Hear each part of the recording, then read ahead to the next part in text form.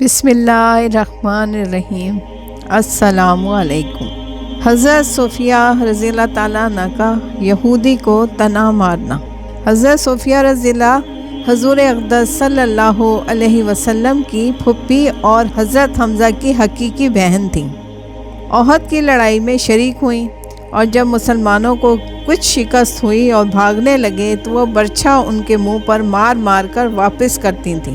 غزوہ خندق میں حضور اقدس صلی اللہ علیہ وآلہ وسلم نے سب مستورات کو ایک قلعے میں بند فرما دیا تھا، اور حضرت حسان بن ثابت رضی اللہ تعالیٰ عنہ کو بطور محافظ کے چھوڑ دیا تھا۔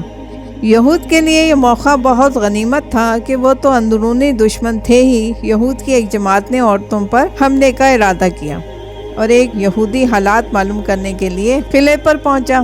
حضرت صفیہ نے کہیں سے دیکھ لیا۔ حضرت حسان رضی اللہ تعالیٰ سے کہا کہ یہ یہودی موقع دیکھنے آیا ہے، تم قلعے سے باہر نکلو اور اس کو مار دو۔ وہ ضعیف تھے، ضعافت کی وجہ سے ان کی ہمت نہ ہوئی، تو حضرت صفیہ نے ایک خیمے کا کھونٹا اپنے ہاتھ میں لیا اور خود نکل کر اس کا سر کچل دیا۔ پھر قلعے میں واپس آ کر حضرت حسان سے کہا کہ چونکہ وہ یہودی مرد تھا، نامحرم ہونے کی وجہ سے میں نے اس کا سامان اور کپڑے نہیں اتارے، تم اس کے سب کپڑے اتار لو اور اس کا سر بھی کاٹ لاؤ۔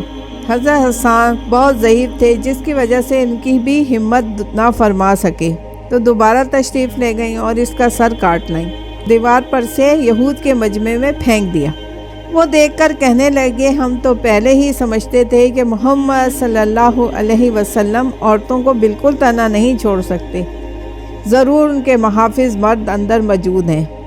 20 ہجری میں حضرت صفیہ کا وصال ہوا۔ اس وقت ان کی عمر 73 سال کی تھی۔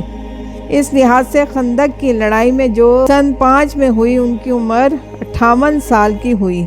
آج کل اس عمر کی عورتوں کو گھر کا کام کاج بھی دوبھر ہو جاتا ہے، جگہ کے ایک مرد کا اس طرح تنہا قتل کر دینا، اور ایسی حالت میں کہ یہ تنہا عورتیں اور دوسری جانب یہود کا مجمع تھا۔ سبحان اللہ، جزاک اللہ۔